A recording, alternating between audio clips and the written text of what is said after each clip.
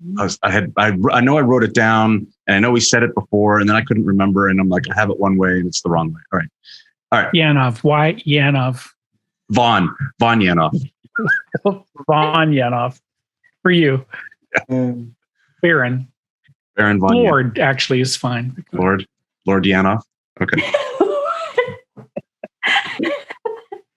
This is definitely going to make it into the short. Absolutely. Part of the cold open, no doubt about it. He's a first knight of Sealand now. I don't know if you know this.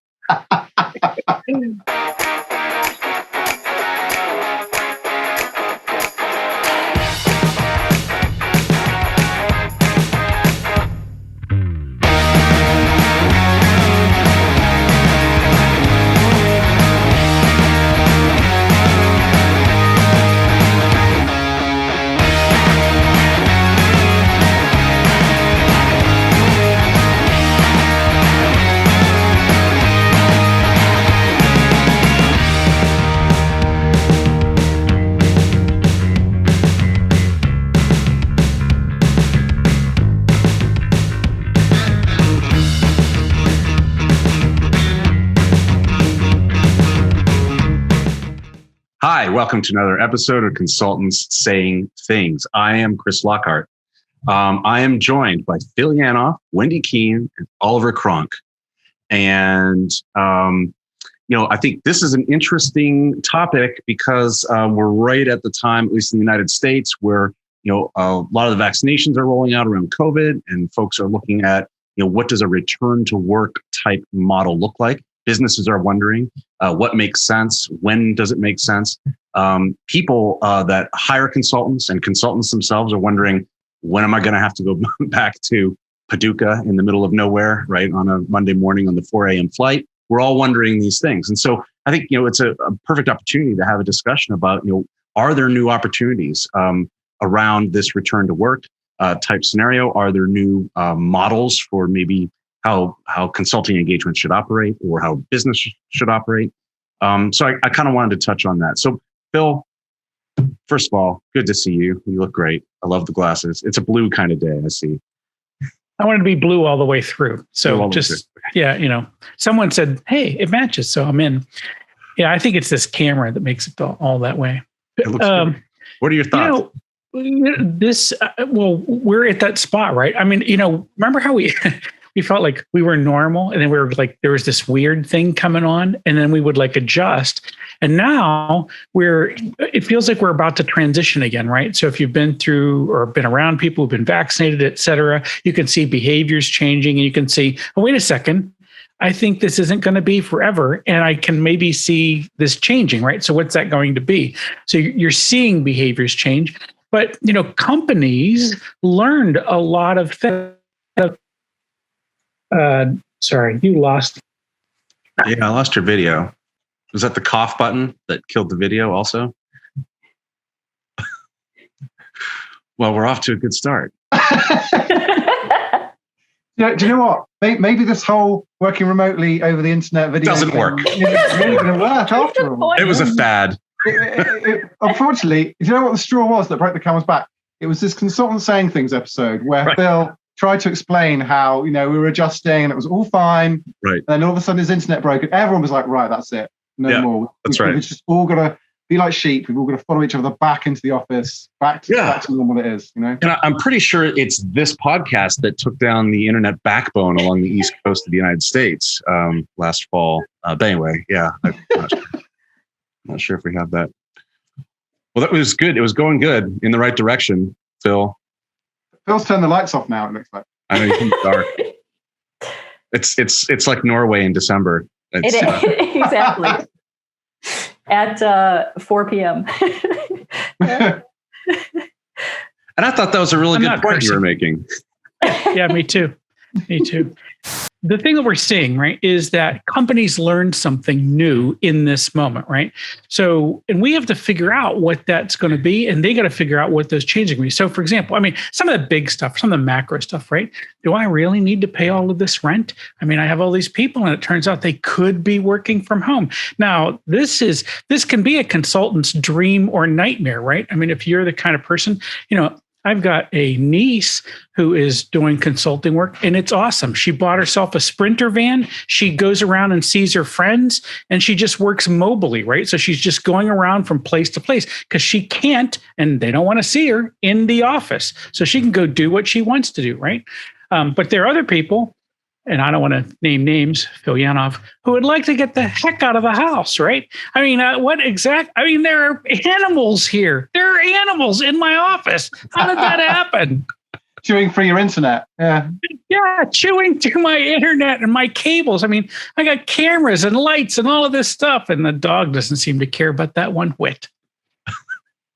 There's an active conversation, right? In the United States, I think just given the rate of the vaccine rollout, we're talking in some cases, some clients are talking weeks before their offices open back up. I wonder I know that different parts of the world have different sort of rates and whatnot. So, I want to get the other side of the pond's perspective, right? And then the really far other side of the pond, across another pond, right? Yeah. With Whynde's view. But Oliver, what are you seeing where you're at? Yeah. Right? Okay, so we'll cross the Atlantic first, and then we'll go over the North Sea in a bit. Yeah, so I mean, look, it's clearly a difficult time, and I'm also very reluctant to sort of go, it's all going well. I mean, clearly our vaccination program, touch wood, at the moment is doing pretty well. I turn 40 in a couple of months, and the next group of people to be vaccinated is the 40 to sort of 44. So at the moment they're on the sort of mid 40s kind of bracket at the moment. Which is not a bad place to be. I mean, yeah. But there is talk of things reopening, and we had some measures relaxed recently, so it was nice to go into shops and things again, and pubs have opened, like the pub gardens have opened and things like that. So there's some degree of normality, and I think people have appreciated that. But what I haven't heard people sort of talking about is, I really want to go back to my kind of commute. I mean, what is happening here is property outside of London, but still commutable to London. It was always in demand. Now it is crazy. So if you try and look for a property, just to kind of give you an idea of what it's like, basically people are bidding blind on stuff. So as soon as something comes on the market, they just take it off the market straight away before they've even gone and viewed it, which is unheard of, because these are significant purchases, right? They are, they're 4 or 5 bedroom houses, 3, 4, 5 bedroom houses in commuter belt. You're talking serious money, but people are just sort of buying them without seeing them. So kind of gives you an idea of where people's sort of heads are. Is they think that we're going to be able to kind of work in this more remote sort of first style, and clearly this very much depends on the sector, as Chris, you and I have talked about on previous episodes. If you're in a knowledge worker kind of role now, I think the expectation is that you're going to be expected to be flexible. The office isn't going to be the usual place it was before, where you had an allocated desk, you could rock up and you could find somewhere to work. The trend and the mood music is basically the office will be the collaboration space, and this sort of concept of workplace versus work shopping environment is a really interesting one. So the workplace is moving to more a workshop and a connection sort of space, a collaboration space, than a normal sort of office. So for us, our offices, at Tanium, our offices still aren't open. We don't have immediate plans to open them. I think August maybe we might reopen. I have heard, however, Google in London has, one of my friends who lives around the corner has gone to Google a couple of times now in London. So things are starting to reopen from an office perspective. But I think, for me, I was asked sort of similar question recently, and I said, what will move me will be customer demand, right? So when I go and advise customers and help with technology and security sort of engagements, I will go if they want me to, right? If that is the required, format of the engagement is to be in person, then sure, we'll be in person. But I suspect it will be, perhaps a kickoff meeting in person, perhaps a requirements workshop, perhaps a show and tell or something. It won't be the usual, let's go and just sit by each other, even though we perhaps don't need to be sat by each other. It will be more purposeful sort of, thoughts about where we're working. So yeah, still early days, promising signs, but I think, we're not out of the woods yet. And right. I hope people don't sort of go too mad too soon, because I think that could require us to go back into draconian sort of measures. Well, Oliver, I echo all of your sentiments too, and we're not out of the woods yet for sure. I definitely don't have the same optimism as when I talk to colleagues from the States. We are at this point, air travel is only essential business travel.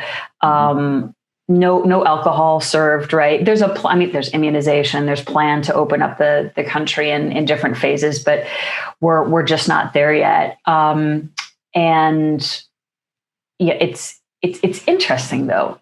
When I talk to colleagues here, it's more of a little bit back to business as usual, right? Back to office as usual. Now, Oliver, what you said, sort of the workspace versus the workshop, I think I'm hearing in a lot of places, including the US very much. But here, it seems like a lot of jobs are kind of back to normal, or will be, right? Now, someone like me, though, which is a bit unique here, and someone who used to regularly be on 4 different continents, I personally, right, have a lot of reevaluating to do in this new model. And, just thinking about crossing all those borders right now, coupled with the fact that I can serve a lot more people from one place than waking up and taking phone calls before I go to the client and, into the evening. So yeah, it's, for me personally, it's a different story. Or spending 5 hours on a plane, right? Or 2 hours on a train, or whatever it may be, right? Exactly. I mean, yes, there's this, okay, planes have Wi-Fi. Yeah, great, wonderful. But the reality is, you're in the middle seat with your laptop. Like there's no practical way to really do good work on a flight. So it's like a time suck. It's a void, right? Without that, and by the way, we see that in, sort of a micro way too, right? Which is, it used to be, you leave the meeting 15 minutes before the end of the meeting because you got to go from conference room 1A to conference room 32C, that's 500 yards away, and you got to stop and get a coffee. And now I'm noticing meetings go right to the top of the hour, and the next one starts immediately at the top. Yeah, this expectation you can instantly switch with no cost to go from one to the other. Yeah. I mean, Chris, some of the things I on my mind here are, there's a bit of a tension, isn't there, between not wanting to kind of do unnecessary travel, not wanting to kind of expose yourself to risk, but I think balanced against the fact that networking and sort of serendipitous moments have clearly almost disappeared or become a lot harder, right? So if you're in sales, you miss the fact that conferences aren't back. You miss the sort of opportunities to kind of network and grow. And so I don't know how you found this, but certainly I think a lot of people have been operating off their existing network. Now, I suppose an exception to that might be you and I, Chris. Actually, we've kind of got to know each other during the pandemic, and actually maybe the geography has kind of gone away, right? Because you're in the US, I'm in the UK, but it doesn't really matter because we just talk over this. But I still think there's a bit of presenteeism that will pull people back. Like as soon as there's like a tipping point, perhaps, of people going back, maybe there might be, I should go back too because maybe I won't get the promotion if I'm not in the office. So it will be interesting to see how this stabilizes, how much when people can go back they will versus won't because they don't want to kind of go back to that old commute. So on that thread though, because Phil, I am hearing from a number of clients, right? And maybe they're more conservative industries where it's like, no, I need to see your face, right? To make sure I know that you're working properly and doing the things that still exist. Well, I mean, and I think that's just, kind of what Oliver was actually talking about, right? I got to be present, must be present to win, right? If it's a promo or a promotion, something like that. So you must be present to win. So I think that's a real thing. I mean, there's the fear of missing out. And I think that's going to happen when we see gatherings, and we are inherently social animals and people are going to want to go do that. But I think it might end up being easier to say, hey, I need to work from home today. And someone going, I can give you a pass on that because I know it can work if I would do. I think that there might be some options for some people to be able to pull that off more often than they could in the past. I know, my wife, for example, works for a company that wants to see her face at her desk, even though no one's there. But they want to see her face at her desk. But now when she needs to, she can say, something's come up. I got to be able to work from home. And now she takes over the kitchen table with 3 monitors and all this stuff. But she's able to do her thing remotely. So I think it is going to give us some bits of flexibility. But I asked this question this morning on the call that I was on earlier. What do we see? How do we think things are going to roll back? And I think, we're inherently social animals. So all of those things that we did that brought people together, we're going to do those again. Now, the question is, how long does it take us to get back to those behaviors? We're all going to be moving at a different pace. I'm going to give you just like this one weird little side story that for me, right? And, Chris, what kind of cat I am, but it's like I ended up being able to have lunch with a couple of vaccinated friends. And I was like, I don't want to shake their hands, but I would hug them. What is wrong with me? I don't even understand this. I mean, I am a bundle of various neuroses, and I understand that bit. I just can't quite figure out what's happening here. But, this whole thing, it makes me both excited and nervous. And I got to believe I'm not the only person that feels that way. I might be the only one giving it this voice this way, but I can't be the only person that feels this way. So along that line, though, right? So when you talked about, maybe now, right, the boss might be more willing to say, hey, you can work remotely on Thursday or whatever it may be. Right. Do any of us think that's going to like fundamentally alter the way work is done, the business model around work? No, is what it sounds like. I was letting Whynde kind of have an opportunity to chime in. Well, you mean that's sort of the trust thing? You mean maybe, right? Like, well, because that begs the question: was it just a trust thing previously, right? Like, you can't work from home because I don't trust you, or was there an efficiency thing? Was there something else, right, at play that maybe now we've learned to live without, and we don't need to do that anymore? Yeah, and I think actually, let me give you just something I read this morning from CEO Daily from Fortune. Was an interview with 30 CEOs, I think, and they have different sentiments on this. Of course, none were saying, we want to see people working. Some were saying we need to get back on the streets and we need to start making stuff happen, right? We need more results. We're seeing them wane.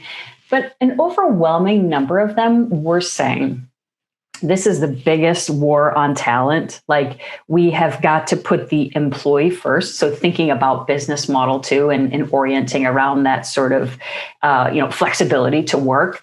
If they're thinking about it that way, I mean, that's, I think, the right lens to be looking about it. I mean, the talent pool just got bigger because you can hire people from different places and you can offer people, right, flexible arrangements that they're going to be happy to go to if they can't currently have. So that's a new perk. It's a new perk, Zoom work available kind of thing. But it is, I tell you, even, because I talk to a lot of folks in my field, just who's recruiting and what are they looking for prior to pandemic. Hey, would you consider somebody that would work remotely? Absolutely not. Today, a surprisingly number of them are like, yep, we'll take remote workers, or we'll take the right people, we'll consider remote, or, we're going to give a really cushy period of, before we require relocation. Yeah. And I wonder, and Oliver, maybe you have a thought on this, because I think we've chatted a bit about this in the past. Does it depend on the type of work, right? If I'm writing code, we've already demonstrated, right? You can have a building full of people in India writing code, and they don't have to physically be on shore, right?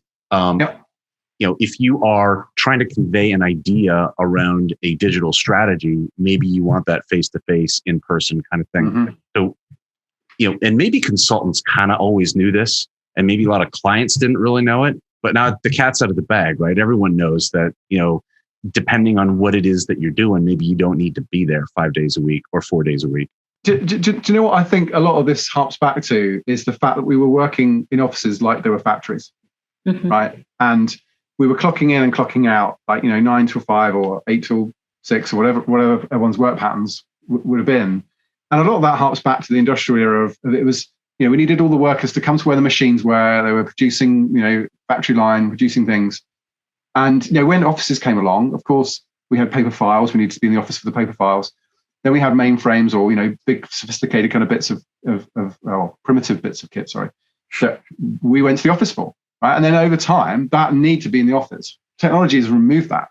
But our ability to kind of comprehend and adapt our work style and our processes and other things to that has been slow to kind of sink in, particularly the generations of workers that perhaps have just been used to working in the office, and that's just sort of just been the way it's always been.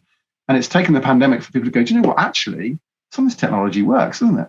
Right. And we can do some things differently. And I think you're right, it does depend on the role. It does depend on, do you need to build a relationship with someone? I really feel at the moment for people that are new starters in companies, I mean, it's great to see people moving around during the pandemic. It's been quite reassuring that people can make a switch, but clearly, having those kind of, so how is it really here? That kind of conversation must be so hard now, right? You've got to really trust someone over Zoom to go, do you know what? Can you just sort of, give me a bit of advice on how this really works? That's easy to do over a beer or over a coffee or something in person. It's really, really difficult to do right now, I'm sure. It requires a lot of trust. But I think you're right. It's down to trust, isn't it? A lot of it. But and another thing, I guess, is the sensitivity of the information as well. I mean, a couple of quick examples. One, the contact center workers. I've worked at a number of organizations that have massive contact centers, either onshore or offshore. And there's always been nervousness about what can that employee do whilst they're accessing, contact information, and we'll make them lock away their mobile devices, and their machine will be very locked down. How they kind of replicate that environment in a home working setting is obviously very difficult. The other example, kind of related to your code one, is cybersecurity. So for a long time, a lot of cybersecurity firms have insisted, like, no, if you're going to manage our corporate network security, you were going to come on site. You're going to come on site to manage that firewall. And that's been sort of madness for a while, right? Because you just require a secure connection in to manage those changes. And so a lot of organizations have had to go, do you know what? Those sort of silly rules we had that we didn't really need, we've now seen the light, and we can see actually it kind of does work, that you can do this work remotely. And clearly it's not the case for all industries. We've got physical things, physical widgets that need sort of, installing or whatever it is. But I think for a lot of organizations where they were perhaps on the borderline or not quite sure whether they could use tech to do their roles, I think this has really been sort of game changing for them. And I think, as I think we've touched on, there's some significant cost savings, right? I mean, us not having a massive office in one of the most expensive places of the US, like in the west coast of the US, in San Francisco, us not having a massive office there, but us still having a presence there, clearly makes a significant difference to our office costs. In fact, we've moved our office HQ during the pandemic to nearer Washington.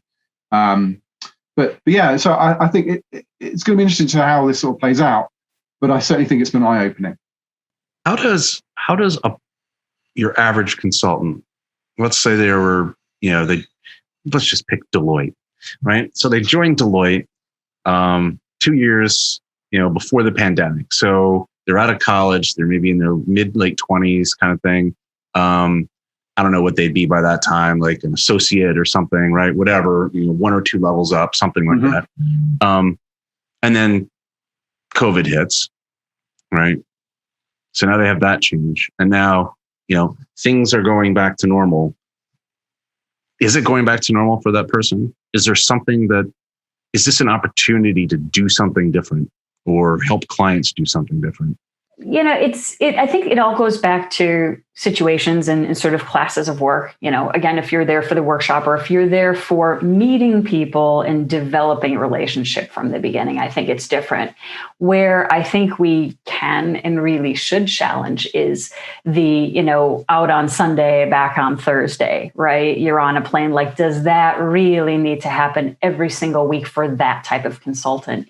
And so it will be interesting to see if the consulting companies, right, put policies around that as they consider not just employee, life work balance, but environmental concerns and things like that we can be more sensitive about.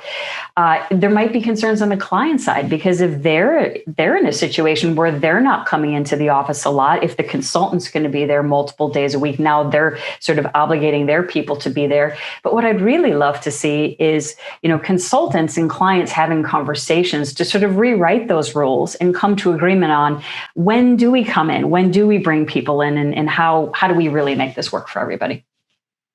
It's interesting you picked that particular firm, Chris, because I may or may not have worked there, and clearly I may or may not still be having conversations with people that are still there.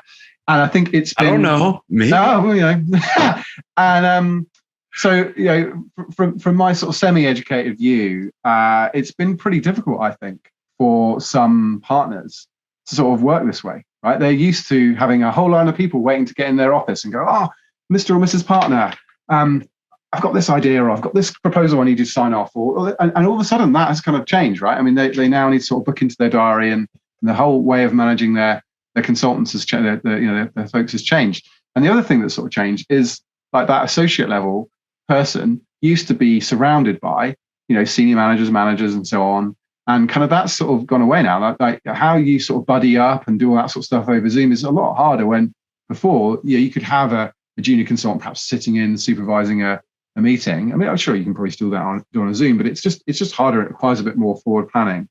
But it's the same, Oliver, as it's not the same as having a Zoom happy hour, right? No. Just having a beer in person. You can't do these sort of superficial, sort of artificial things to go, right, you will network or whatever. We will now do coaching. Right? Yeah.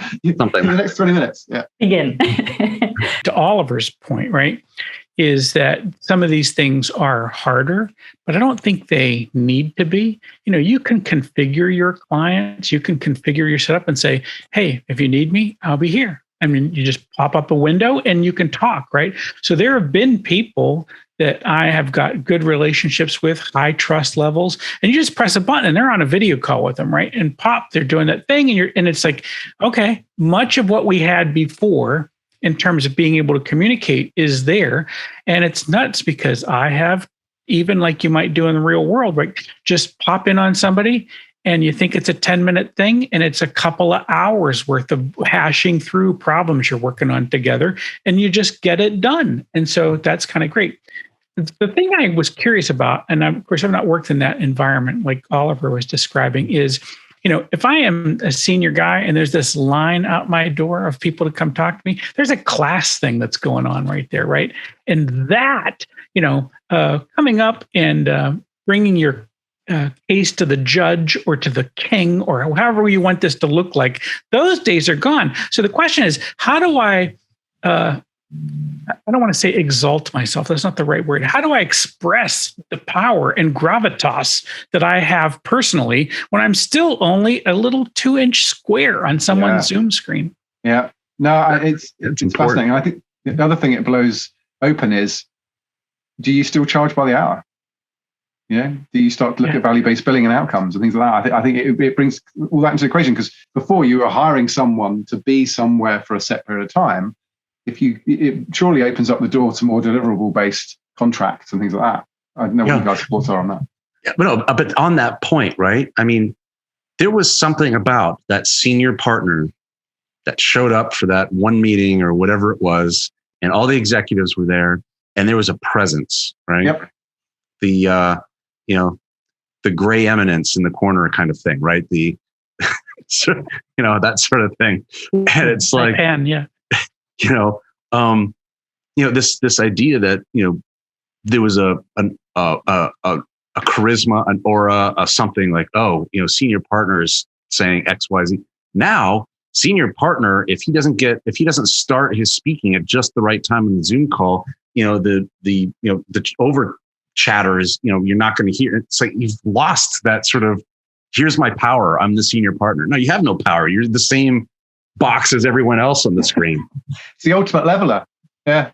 I don't know if that's good, by though. By the way, this is the thing that people ask for in Zoom a lot, which is the ability to make all the other callers duck you, right? There should be a button where, I come in at 15 dB above everybody else, kind of a thing. Maybe that's how they'll start charging.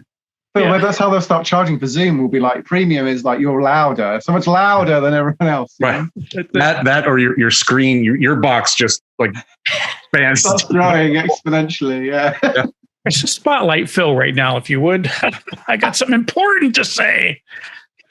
But I think there is this thing, right? Because it's not just about the influence that the senior partner would have at a client to express that gravitas, that level of experience that I've been doing this for 30 years. Here's what I think. This is why you should listen to me. This is why I'm charging you $1,000 an hour, right? Like that was part of it. It was almost, in retrospect, right? Part performance, right? Well, I'm with you. But the thing is, now my $2,500 suit doesn't have to have pants. Well, that's that's right. So there's that. Yeah. How long before, they have jeans that are made out of like sweatpant material, right? So how long before there's a suit made out of sweatpant material? Right. But it goes the other way too, right? So now let's go back to the associate. the associate is now not interacting with senior partner at client site, right? And all of that sort of learn by doing, all of that sort of mimicry, all of that, all of that stuff. Behavioral modeling. Gone, right? Yeah, behavior modeling. It's not there, or it's less effective, right? Somehow, I don't know. And everyone's just face acting now, right? So no one knows what their legs and arms should be doing. So sorry, I'm being facetious, but you know what I mean.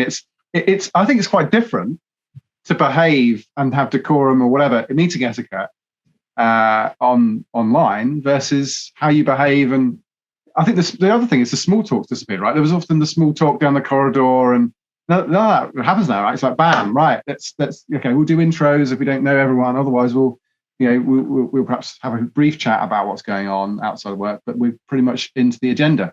Whereas I remember, in my days before, there was an awful lot of kind of, the guy letting us in would sort of maybe give us a bit of a heads up on how the CEO was feeling, or that sort of stuff is sort of, evaporated, isn't it? So there are some sort of things that I think we're missing, but perhaps we'll just find new ways of perhaps there'll be a new Zoom lobby or something that will allow us to do this stuff. I don't know. No, I think that no one's actually created that space for that, right? And that might have been where Whynde was headed with that, is that you can create that space on a Zoom call if you want.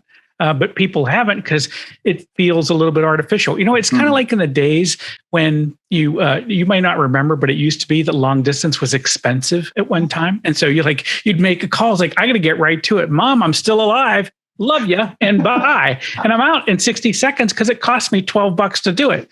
I think now we still have that sense on these video calls, like, oh, this is big time that's important. And it's not.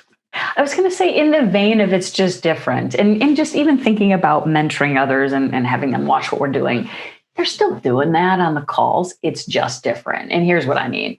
If we're running a workshop, maybe it's using templates and it's using Miro. That's all different stuff than what we would have been doing if we were in a room, and you see how I'm facilitating and working a room, but they're still learning that stuff. And so it'll just, I think it's just that part of the world, and hopefully have a real life complement to it. I will say, though, on that point, I'm curious if you guys feel the same.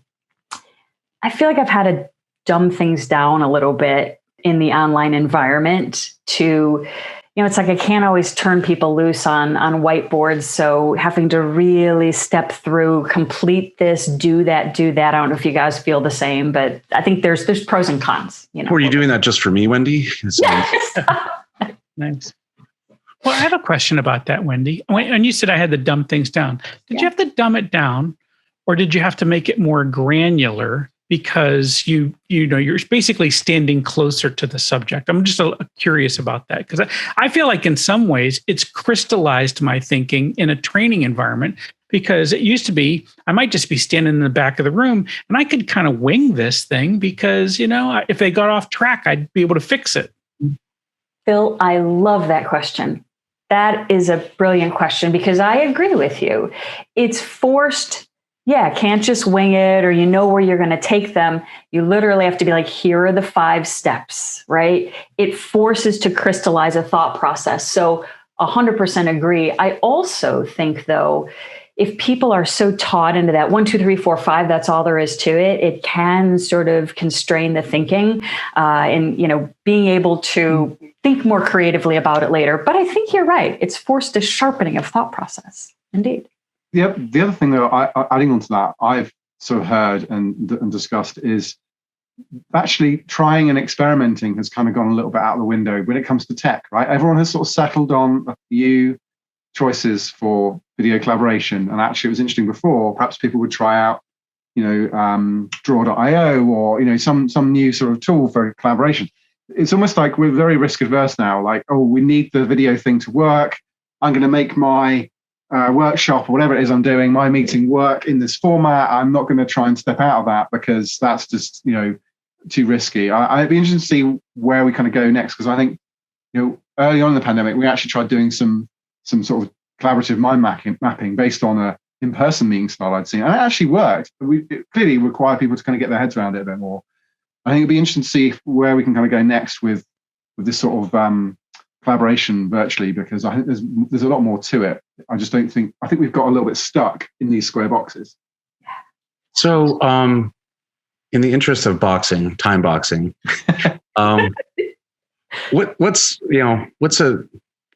give us each of you, like, what's the 2 minutes on, like, what is, maybe it's the associate, or maybe it's the trainer, or maybe it's the coach, or maybe it's the partner, or maybe it's the client. What's a takeaway as we begin to have these conversations about offices reopening, right? Is there something new that we should be doing? Is there just go back to the way it was, right? Is it, what's a takeaway? I don't know. Maybe we can give a concrete tip. I don't know. Whynde, what are your thoughts? Maybe a couple. I don't know how concrete, but I'll share them anyway. Well, first of all, I think something really valuable happened during the pandemic, and it was that we all shifted really fast. We became more flexible, adaptable, creative. And I mean how we work, the conversation today, but also business models. Like, hi, we do fine dining. Tomorrow we're selling hamburgers. Like, that was really cool stuff. And I think we can keep that. And I think we should keep that spirit, because I also feel like the Band-Aid has been ripped off from this perfection, right? It's like, just take care of the customers, just make it happen. So I would say, one of my takeaways is to keep embodying that spirit, test and learn, just keep trying. And the other is, maybe I'll say reset and respect. I think there's two sides there. Just what we've been saying in this conversation, let's use this opportunity to reset, to not just go back to here's how we worked in an industrial world. We've got to harness this. And that's both for the companies, right? That's also for us as individuals to just take back our lives and put the boundaries, even if that means, doing different things or going different places. And then on the other side, it's respect. So whatever my company or my colleagues or my employees are doing, like, I just have to respect. I think that was put in front of all of us, that, there are different ways to go about this. So reset and respect. Yeah. So, look, I have my sort of technology and cybersecurity sort of angle to this. So I think there are some companies I still see who still think things are going to snap back to normal, right? And everyone will be back in an office. And you can go back to managing your security and your systems and your HR policies and all those sorts of things like you were before. I think that is somewhat naive now. I think most organizations have seen that, as Whynde says, we've been very adaptable. We found new ways, and some of that will stick almost certainly. Therefore, there are opportunities, I think, to consult for consulting services to customers that still haven't quite made that jump and realize that this wasn't a temporary Band-Aid thing. It's actually a new way of operating, this new abnormal, as some people call it. So there are opportunities there, but there are also risks that need to be managed, right? People just had to scurry, they had to scatter, they had to take their kit, they had to just do whatever, right? And that was fine. And some people have kind of gone, you know what, it's fine, we'll keep doing this for a few more months. There is going to come a point where someone needs to sit down and go, do you know what? This stuff we kind of said was stopgap, that we've now sort of allowed just to become BAU. We do need to revisit some of the risks of that. Is there a privacy, data loss? Is there a intellectual property angle here that we need to sort of think about? And that probably requires the organization to continue to reinvent and continue to be creative and problem solve and think about how do we work dynamically, right? So it doesn't matter whether my workforce is at home, in the office, in the field, on a customer site. Let's make sure our HR, systems management, and security all sort of functions regardless. So I think that's either for folks sort of thinking about how they operate with their consultants, or the sorts of consulting services that are still ripe opportunities, really is helping organizations continue to adapt and adjust. Because I think some people still haven't quite kind of got to grips with the fact that this is the way it's going to be, or it certainly won't be the way it was before. I was thinking, starting there with what Whynde said, the whole idea of respect. And I think a component in this is that not everybody's moving at the same speed. Not everyone's ready to make changes in the same way. And so I think we have to figure those things out, and we have to create, I really think this is the time to sit around to actively engage your workforce, make sure you're creating a bit of psychological safety and say, okay, where are you? How can I move you to what comes next in a way that makes sense? And to Oliver's point, I think this is the one I'd started with, which was what did we learn here? What was, this situation had something to teach us, and there was an opportunity to learn. Did we in fact learn it? And what of that do we get to carry forward with us? So I think there's things are going to change again, and we should expect and be ready for things to change again. But it would be a shame if we didn't learn something here. And even if that one piece, back to Whynde's point about respect, is to how can we be, even when we're disconnected, how can we be more human with each other? Going back to the Industrial Revolution bit, Oliver, that you were talking about earlier, right? It's like, we had to have bodies where the machines were to turn the crank on the machine, right? To do the stuff.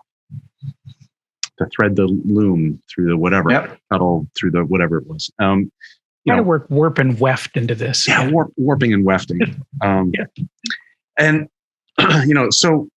it took a really long time, but, large parts of our economy got to a point where the machines were virtualized. We virtualized the machines. The machines aren't there anymore. They're somewhere else, right?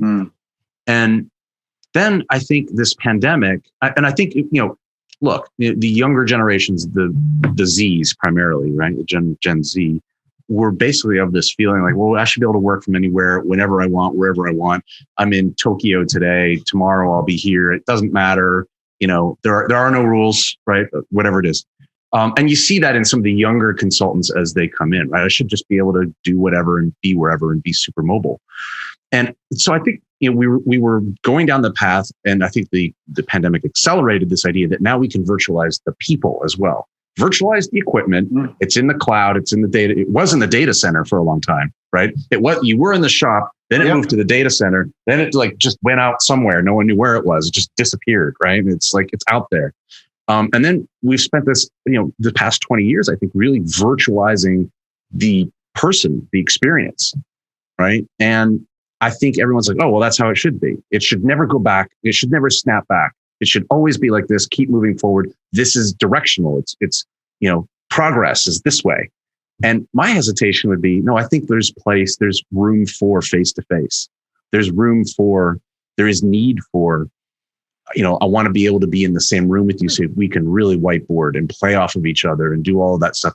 I don't want to have the audio that you can't take up, multiple people speaking at the same time so you can understand it. I think there's room for that in life and in work. And so hopefully, we will continue to see this, even if, we're back at the client for 2 days a week or whatever it is, to do that face to face, because I think that is important. So that's my lesson to all the Gen Zers. Get off my lawn. So anyway, well, thank you guys. Listen, I appreciate it. Whynde, Oliver, Phil, I'm Chris Lockhart. Thank you all for watching, and go check out the YouTube page and the website, consultantsayingthings.com. We'll see everyone next time. Thanks, everybody.